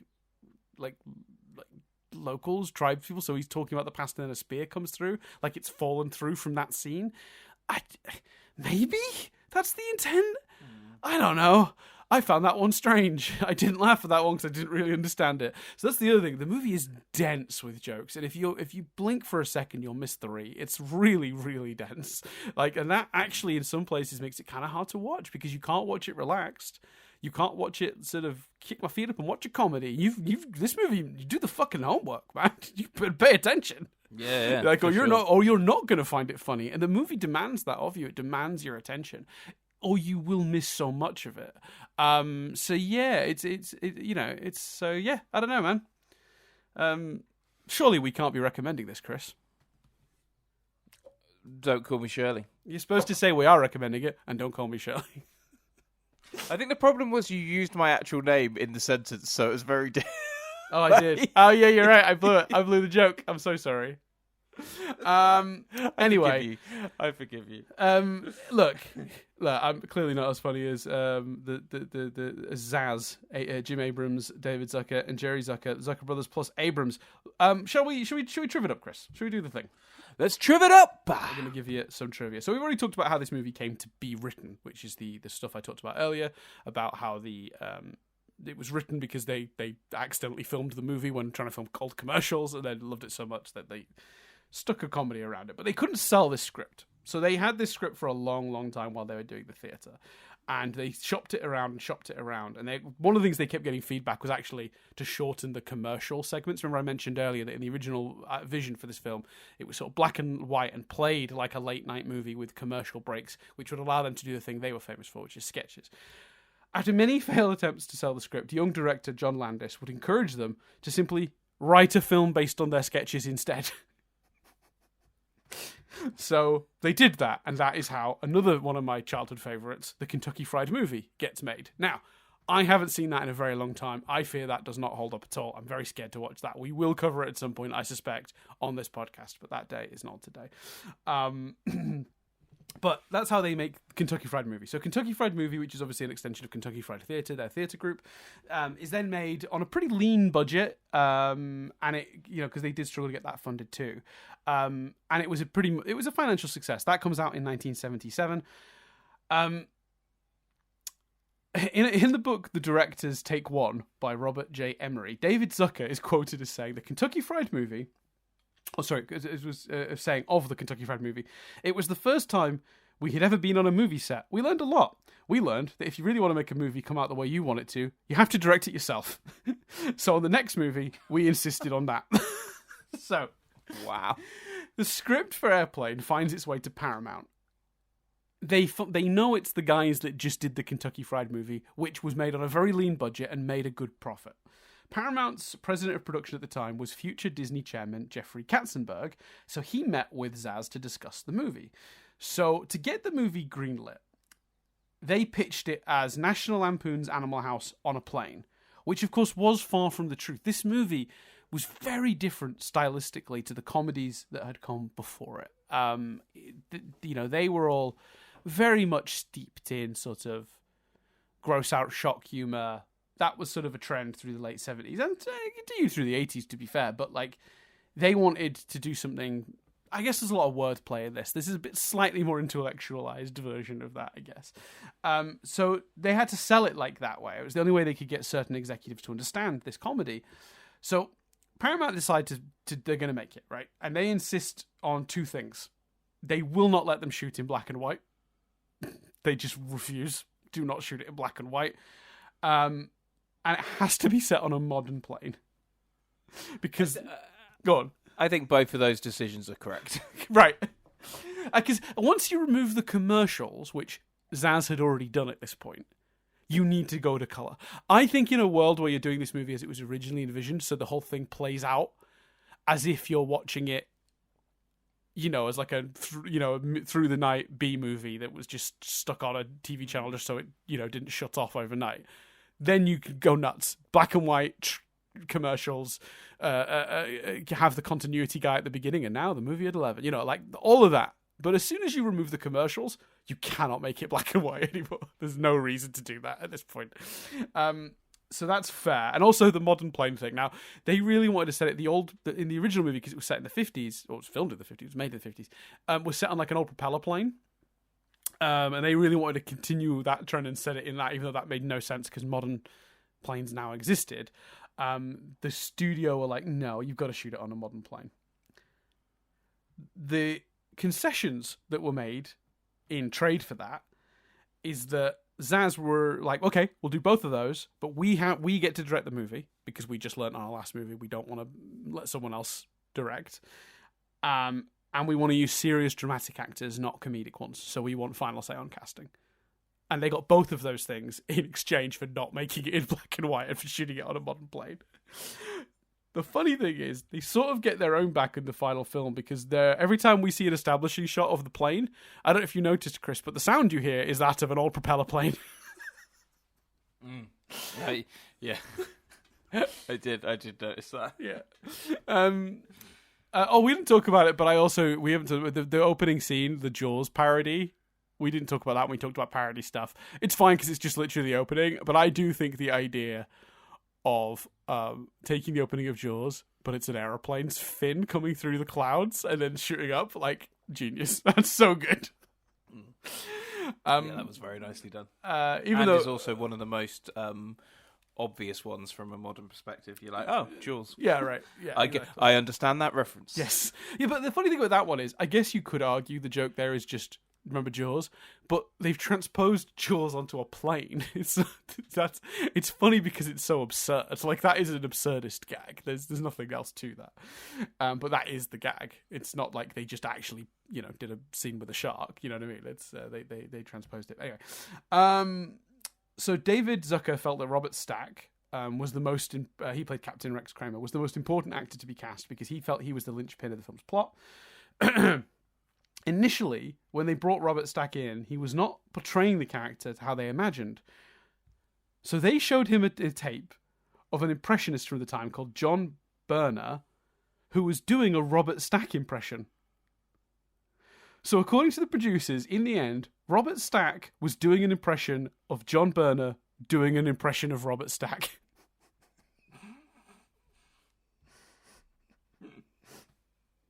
Just love it. Absolutely love it.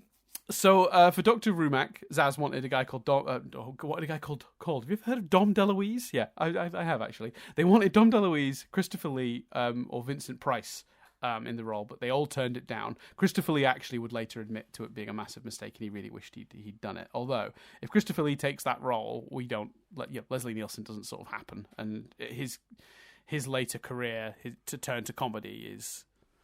I don't want to live in a world where that doesn't happen, to be honest with you. No, for sure. Yeah, I completely agree with that. So Leslie Nielsen, obviously, whose career at that point had mostly consisted of leading roles, but he was interested in comedy and was known for being funny on set. In fact, this manifested on the set of Airplane with a device that he brought onto set that would make fart noises, and he kept it in his pocket to keep his co-stars off balance.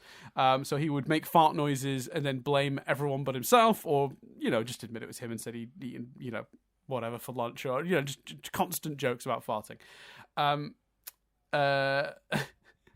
Hey, what's his name? I didn't write it down. I just wrote Hayes. What's his first name? Robert Hayes, who played Ted Stryker, has been since gone on quote of saying he played that thing like a maestro, referring to the fart machine.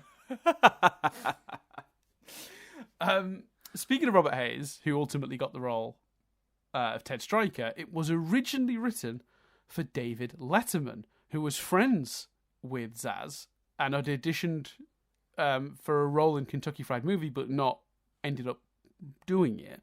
They brought him in for a screen test, but it famously did not go well.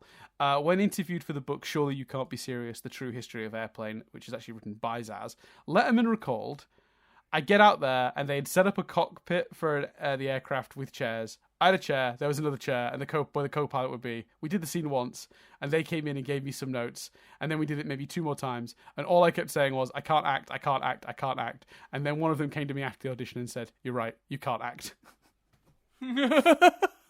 Now, famously, years later, when promoting another movie, they would go on Letterman, and they would play the footage of his test.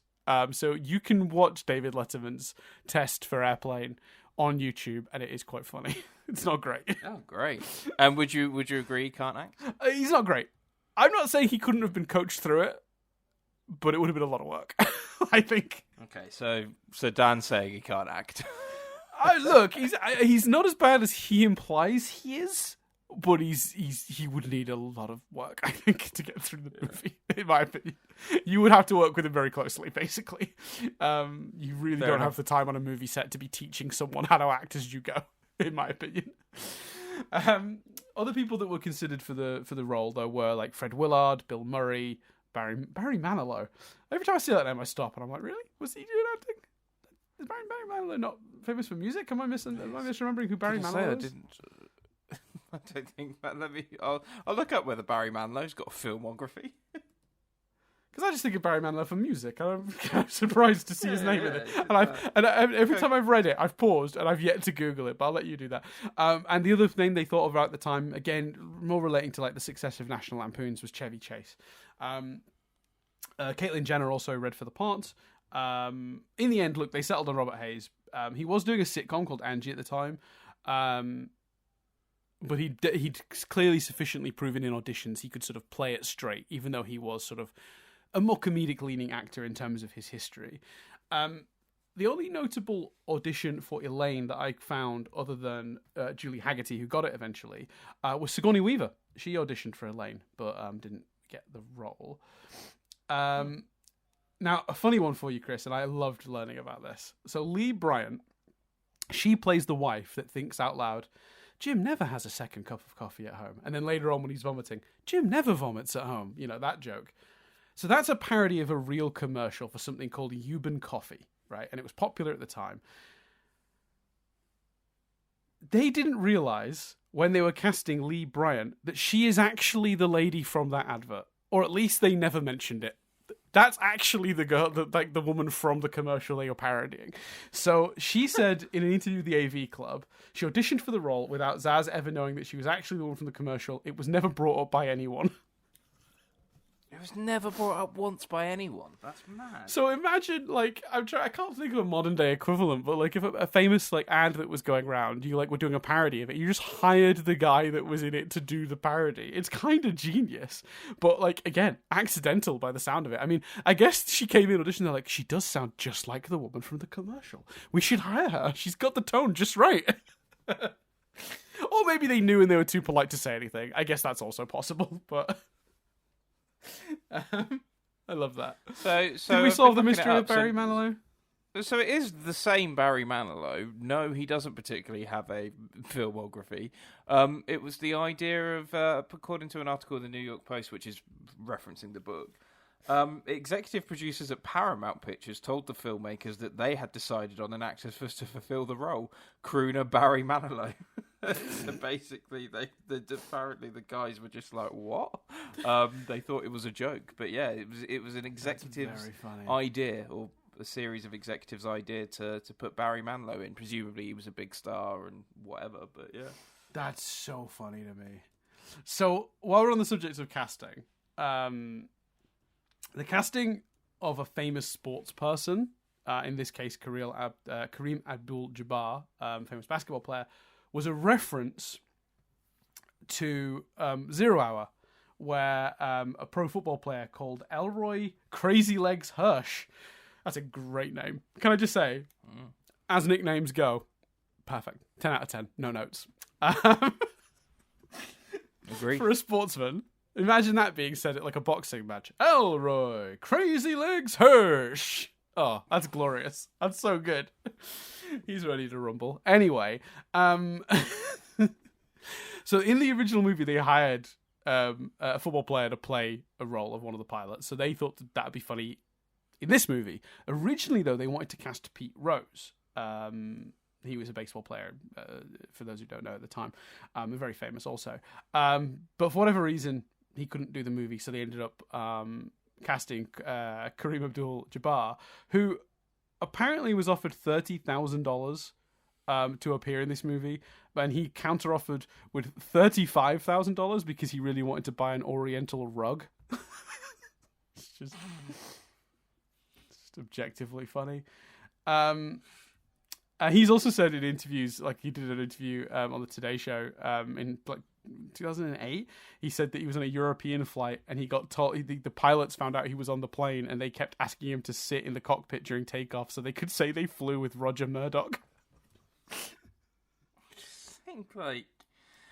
I just love that this film is just full of people, including the executives, just going, fuck it. Like, just like, what a rug, fuck it. Now we want Barry Manilow, fuck it. Yeah, I love it. I don't gotta say, we didn't talk about him, but I do love that joke, by the way, where the kid comes in and he's like, aren't you Kareem Abdul-Jabbar? And he's like, no, I'm Roger Murdoch, co-pilot of this flight. And the kid's like, that's okay. Well, my dad says Kareem Abdul-Jabbar doesn't try hard enough on the pit. And he's like, and he grabs him.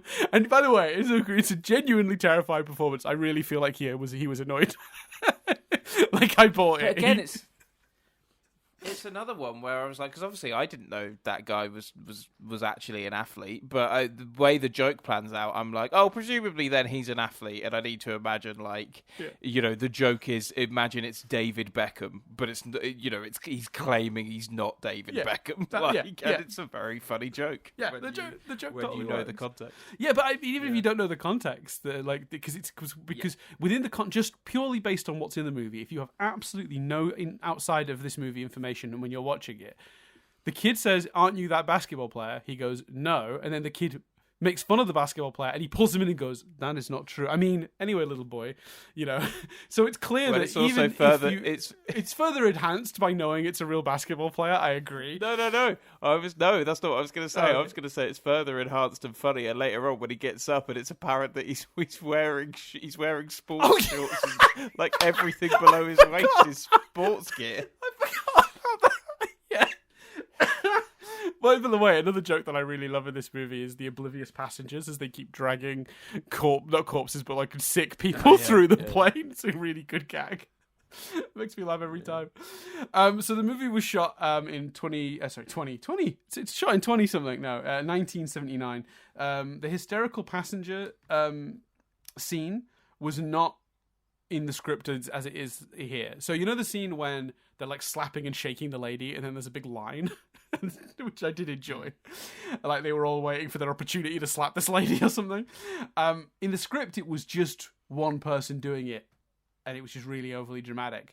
But on the day, it sort of developed as they were filming it. People were like, "Oh, wouldn't it be funny if someone else jumped in?" And then they were like, "Oh, wouldn't it be funny if it was a line of people?"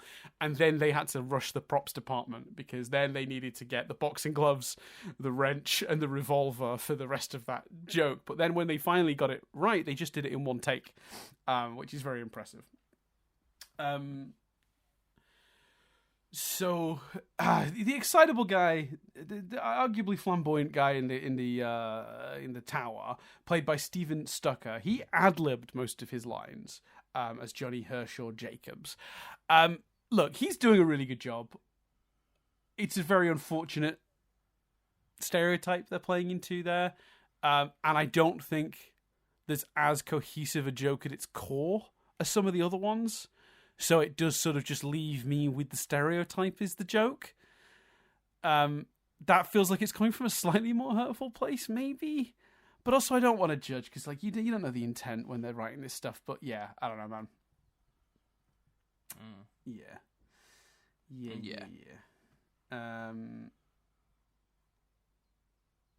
I don't know. Sorry, I don't know either. That's why I didn't. Yeah, no, I'm trying to think. I feel like I need to say more, but it's the stuff. Yeah, it's a complicated movie for that stuff. So I don't know, man. As we mentioned already, most of the jive talk between the two black passengers was improvised by the actors Al White and Norman Alexander Gibbs because the Zaz team were just not convinced they could successfully recreate like sort of street language. So there's actually a bonus feature on the Don't Call Me Shirley edition of the Blu-ray where White and Gibbs explain how they came up with the dialect. And in that bit, whenever they speak in English, the scene is subtitled in jive. That is kind of funny. that's pretty funny. In the German version, on the bonus feature. Yeah. Yeah. That is a DVD that's being worked on by fans of the movie. Yeah, for sure.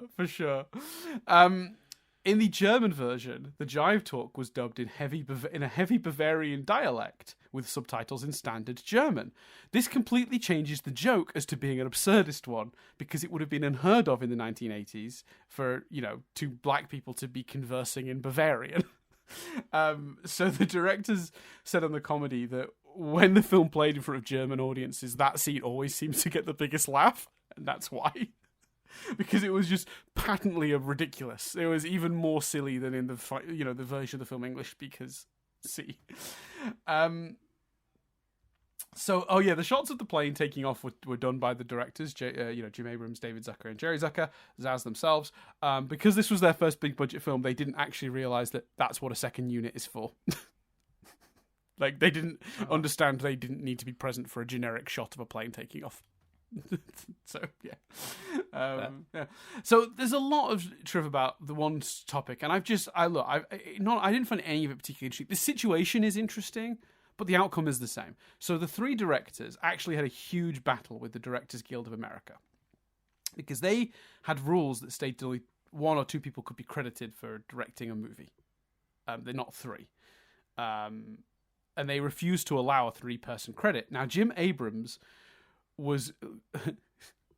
he legally changed his name briefly to Abrams and Zuckers, so that if they credited just him, all 3 directors would be credited, which is absurd. And there was also a period of time on the set. I don't think we've given the absurdity of that enough attention, but there we go. I don't know what else to say about that. I mean, it is absurd. It's absurd, but would you expect any less from the guys that made this movie? The other thing they tried doing on set was, like, they tried to sort of get around it by saying, like, like at first, because they weren't allowed even on set necessarily to have 3 directors present because of the guild rules. So, like, Abrams was directly on the physical set with the camera, and the other 2 were, like, in another room looking at monitors, and they were conversing. Now, I've heard mixed stories about whether that was just because that was their process, so it wasn't too cluttered on the actual set bit, or if that was them trying to get around the Writers Guild rules. But ultimately, and thankfully, the guild did allow the 3 director credit, and that went through, and the rules were changed going forward. And I think that's fair. I think that's right. They're a team. I know it's unusual, but it feels like they all worked on this movie equally, and to me, and I don't know. It just feels like it'd be a weird thing to force them to not take credit because of some arbitrary rule that says there can only be 1 or 2, whatever the rule previously was, directors. It just seems insane. So yeah, there's a huge amount of stuff around that. It's kind of interesting, I guess, but it was a lot for the format we're doing here. So yeah, yeah, there it is. That's the information at a glance. For the argument between the 2 announcers concerning the white and red zones at the airport, the producers just hired the real people who do the LAX announcements to do that. They just got the real people. It's worth noting, at the real airport, the white zone is for unloading and loading passengers only, and you are not allowed to stop in the red zone except for transit buses. Funny little extra fact, those 2 married to each other in real life. Oh, wow. That's even better. That's brilliant. So, just enjoy that. They had to obtain special permission from the Bee Gees to speed up their song 10% for their movie's dance scene. Makes sense. Yeah. Yeah, we're going to use your song. Cool. We're going to change your song. Yeah. Probably didn't go down very well. Fair play. For the Bee Gees always, apparently there's a documentary about them that's very good that I've not watched, but the Bee Gees always seem like pretty sound people, don't they? And like, yes. It's stuff like that that's like, yeah, okay, fine. Yes. Mexican airline Aeromexico was the only airline to buy the movie for their in-flight entertainment at the time. I don't know if that's changed since, but I got to imagine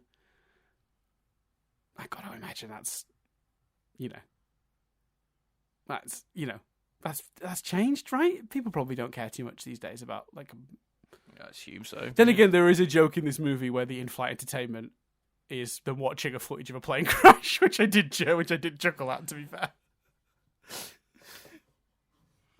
There's a funny part of this movie. I also, by the way, that thing at the beginning where the air hostess was just like, would you like something to read? And they're just going down, handing out magazines. And I'm like, there's a joke relating to that where there's a nun reading, like, Boy's Life and a boy reading, like, Nun's Life, which I did made me chuckle. But, like, just and also, have you got anything light? And she just hands her a pamphlet. Yeah, what's the pamphlet on?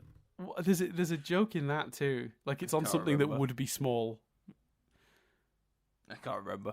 I can't remember now. But yeah, but it's very funny. But also, I was just blown away by the fact. Oh yeah, back in the day, I guess no one had phones or iPads. They were just like handing out fucking magazines to read on a plane just to keep you entertained. Makes sense. So, this movie, like all movies, has an anti-piracy warning at the ending, right? The Zucker brothers and Abrams added "so there" to the end of it. So, don't pirate this movie, blah, blah, blah. You will experience, fines in this. So there, they did that. They said on the Blu-ray commentary that the FBI actually rang them afterwards to indicate their disapproval of this and asked for these words to be removed when the movie was reissued. However, the movie had been distributed widely at this point and recalling copies was just simply not feasible. So they were just like, no. That's very funny to me. And the FBI reached out. That's great. Jerry and David Zucker do get to appear in the movie briefly. They are the ground crew at the movie's beginning. They're the ones that direct the plane and it crashes into the terminal window. Which was shot with models, by the way. It looked really, really good. I was like, that looks like an expensive shot. Done with models. That really held up, didn't it, that shot? Yeah, I was pleasantly surprised. It probably still cost thousands and thousands of dollars, but like, yeah, very impressive.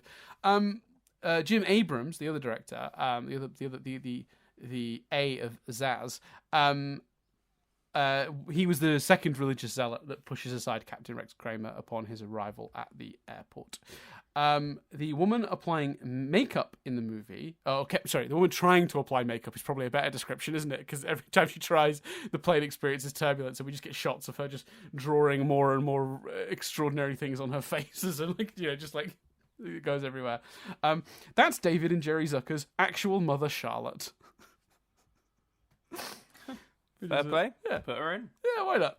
So, time to talk box office, Chris. The movie, $3.5 million.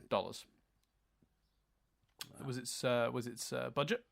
That's how much they spent on the movie. That's very low. The box office return, Chris, in the States alone was $83 million. Wow. So, it gets better for them because often, and I've talked about this a lot on this podcast, there is a huge issue with movies from earlier than sort of the 90s, so 80s, 70s and before, with getting accurate box office information because international box offices were not reported to a central agency the way American ones were at the time. So records of how much a movie made internationally, thin, not existent, or just guesswork. So the official box office return of this movie is 83 million, and that's what you'd find if you went to Box Office Mojo or any of those websites. But estimates have implied that it actually made about $171 million if you include international. Now, it's definitely a lot more than 83 because it did get released internationally. Obviously, the movie aired in the UK. The movie went, it went everywhere.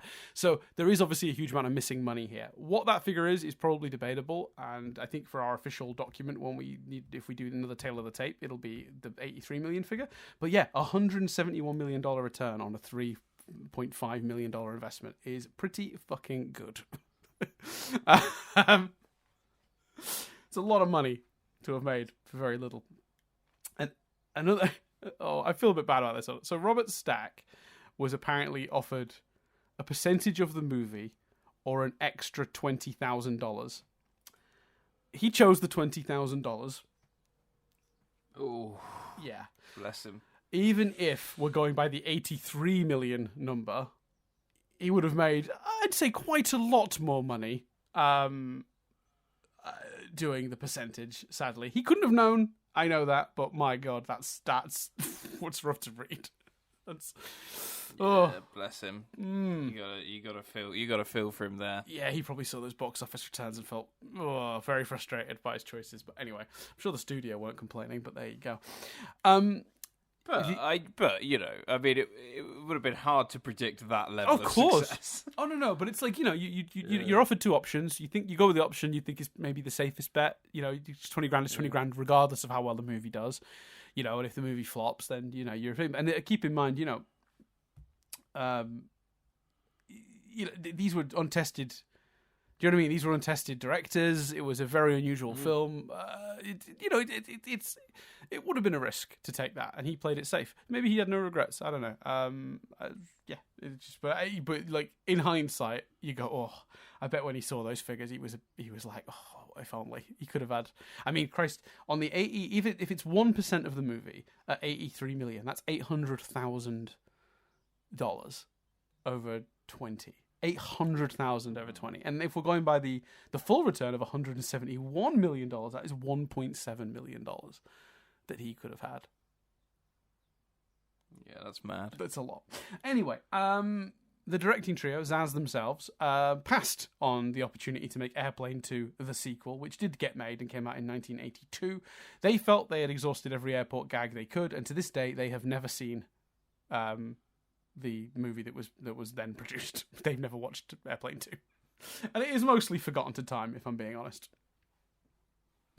Yeah, I think it's very remembered that there were 3 sequels, weren't there? Or maybe it's Naked Gun that Naked there were Gun, 3 sequels. Yeah, Naked Gun had 3 or 4 sequels. Yeah. So it's time, everyone, for my favourite segment, Cars Exist. Oh, Chris always gets it just right. it's the only time of the week I get to compliment Chris, really. Never for his contributions to the podcast. It's just for his car noises. It's all you're here for, really, Chris. That's fair. I'm obviously kidding. The taxi featured at the beginning of this movie, where the guy, and later in the movie as well, where the guy gets in it, he's like, "I'm back in a minute," and then the whole movie happens. It's pretty good. It's a good gag. But that is of course, as I'm sure you do, Chris, a 1972 Plymouth Fury 4-door sedan. There was some debate on the Internet Movie Car Database about which car that was, but that was what they settled on. I don't have the other options that they thought it might be here, but that's where they landed. Speaking of landing, the plane in this movie, as I mentioned, is a Boeing 707, which is the forerunner to the iconic. Whoa! Oh, I didn't say planes exist. No, I'm so sorry. I'm so sorry. I was just excited to get to the end of this podcast. That was madness. Great, Chris, it's time for Planes Exist. That was a propeller to be in line with the movie. Yeah, it was good. It was good. It made me chuckle. I just keep thinking about the ways in which I can fuck with you, going forward. We're just I don't know, milk exists, and just hearing you try to make a noise for milk. You know what I mean? Yeah. I guess milk going in a I don't know. That's you pouring the milk down the sink because it's gone off. I guess because that sounded very that was a heavy pour. Whatever you were pouring that on needed a lot of milk. I do feel I'm there's no halfway house with me, unfortunately, with milk. I'll either drink the whole thing, or it will get to the end of the week and I'll be like, oh shit, I opened this milk for some cornflakes and then haven't used it since. Yeah. We do. We're the same here. We seem to accidentally throw milk out because no one touched it, or we end up eating a lot of cereal. And actually, that's 100% true because Nadia drinks an extraordinary amount of tea, so we do go through milk reasonably quickly, even if I'm not consuming it. Anyway, so the plane in the movie is the Boeing 707, which is the forerunner to the iconic 747. This specific model, Chris, was a repainted TWA airliner. So there you go, and that is the triv. How are we feeling? Good trivin, Dan. Thank you. Yeah, man. I'm still glad we did it. I'm glad we covered it. Difficult as it was to review, and as much as it gave me fucking anxiety about how I was going to discuss my feelings on the movie's inappropriate content, and then I just word vomited for 10 minutes in an attempt to explain my feelings on it. I think that, that aside, I had a good time. I'm glad we did the film. I'm glad we covered it. I'm glad I've seen it more recently. Am I surprised that we got there, as always, that we got there before, I don't know, Fight Club, Mrs. Doubtfire? Yes. Mate, I love Fight Club, Mrs. Doubtfire. That is the best crossover movie that's ever been made. When Tyler Durden goes to punch Mrs. Doubtfire and she gets her pans out and he hits them instead, oh my God, what a scene. We'll have to cover that movie. We'll cover that movie before we cover the prequels, I think. Mate, this is basically, it's a conversation like this that basically led to Airplane being written. So, let's not... what if Mrs. Doubtfire fought Jaws, and then after that, she fought Tyler Durden? But yeah, it's mad that we got there. But again, I've got no one to blame but myself for that, because I chose it. Speaking of which, Dan, yes, where are we going? Well, we've already given away where we're going, but... That's fine, because maybe you don't know if you haven't been listening to every episode. No, I know you. I was talking more to the audience. Oh. I knew you remembered. But it's time, Chris. Finally. Da da da dun. Da da da dun. Da da da dun. Da da da dun. Da da da dun. It's Addams Family time, baby. We're doing it. We're finally doing it. Look, I have no idea how this movie holds up. Nadia and I were talking about it the other day, and neither of us remember the plot of this movie. We remember the plot distinctly of Addams Family 2, or Addams Family Values, I think it's called. Neither of us remember what happens in this movie. Zero. I got no idea. We both have really, really clear memories of the sequel and the storyline of the sequel. Neither of us remember what the first one's even about. Because we were like, it's gonna have this storyline and this storyline. We looked it all up. No, that's all the second one. So I have no idea. I'm very excited to find out. I'm not 100% sure I've seen it. I really don't know. So this is, I loved these films as a kid, and I'm sure once I start watching this movie, it'll all come back to me. But I think they were so weird. So for those who don't know, it's director Barry Sonnenfeld, who would ultimately go on to do Men in Black, and I think I just had as a kid, I think I just had a proclivity for films that were a bit darker than the average family or kids film. So something like The Addams Family was so up my street. Do you know what I mean? Because it was like, I was very much one of those kids that was like, I don't want baby stuff. I want to watch stuff for grown-ups. Like, and even though The Addams Family is very much a family comedy, it's got that like edge that's edgy enough that a child might think they're watching something they shouldn't be, even though that's not true. My memory is that these movies are perfectly acceptable for children, although I am also ready to be potentially proven wrong on that front, because who the fuck knows, right? But yeah, I can't wait. Christopher Lloyd in one of his best roles. It's up there with Doc and Doom, I think. He's so good as Uncle Fester. It's iconic, so we'll see. And obviously Raul Julia as Gomez Adams is, again, just like masterful casting. So I'm very excited to see how this goes. I mean, do you have any, like, even Adams Family in general? I guess that's not really a thing you're just ever really been into, I'm assuming. No, not particularly. And like I say, I feel like I've seen it, but I don't know whether it's just, stuff like an Addams Family. I feel like I've seen it because it's so iconic. I don't know. I look forward to watching and finding out. Has Jess seen this one? Have you spoke to her about it? Yeah, I think so, yeah. But I haven't spoken to her in the context of we're about to review it or whatever. Well, I'll be very curious to see what you think. So yeah, come back in a week's time, listeners, for us reviewing that. It'll be a more structured review, I suspect, because this film has characters and plots that you can analyse that way. So yeah, if you want to hear it right now, of course, you can head over to our Patreon, patreon.com/nothingbutstatic, where for as little as $1 a month, you can get access to episodes of this podcast, and when we get back to it, Steven University or Analysing Avatar, a week ahead of their normal release. So yeah, sign on up. Gives you access to our Discord, where we have fun civil chats about things. A corner of the internet where not everyone is yelling at each other. It's delightful. But yeah, no, that's where you can get access to that. Of course, if you'd like to support us in a way that does not involve your money, which is very, very understandable, we always say do not support us financially if you cannot afford to do so. But of course, one of the other ways you can support us is by just, interacting with this podcast on the platform you are listening to it on. If you're watching the version we post of this on YouTube, you can like and comment and subscribe and all that stuff. If you're listening to this on Spotify or iTunes or any of those other places, you can, or whatever podcast app you use, you can interact with it in some way, whether it's reviews, hearts, likes, pokes, thumbs ups. And doing that tells that app that you liked it or you enjoyed it, and it makes it more likely to share it with others. Of course, you can do that yourself by telling a friend. You got a friend who absolutely loves Airplane, then give them someone else's podcast, because we were mixed. But if you've got a friend who is mixed on Airplane, you send them right to us. Yeah. Yeah. If you want a review of Airplane that's right down the middle, this is the podcast for you. If you want a review of Airplane where one of the people on it has a hernia trying to express that while he understands the offensive nature of the content, he was partially defending it when compared to other things in the era. This is the podcast for you, baby. You really...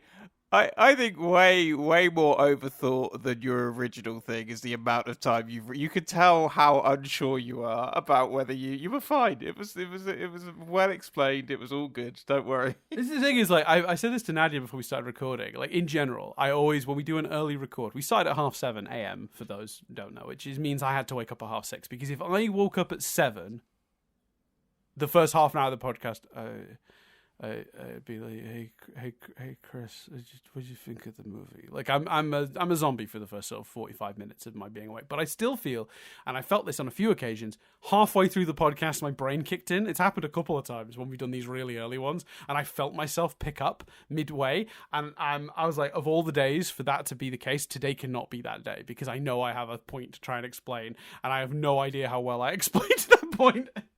Or whether I just essentially defended racism. I may have done, unintentionally. I don't think you do. Well, I think it's very clear for regular listeners that you're not racist, Dan. No, I'm sure it is, but like, oh man, I just want to make sure that I express myself properly, and I'm worried that I did not, but hey ho, it is what it is. Anyway, if you've got a friend who'd love to hear a man have a heart attack on audio, then you can send them this way.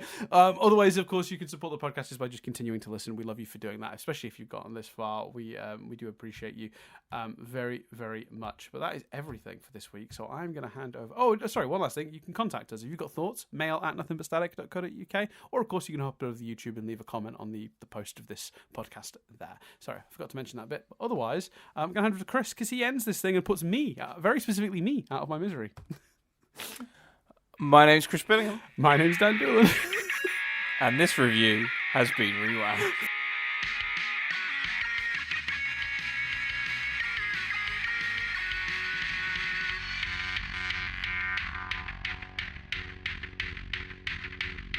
Finally, thank God, I'm free of my torture.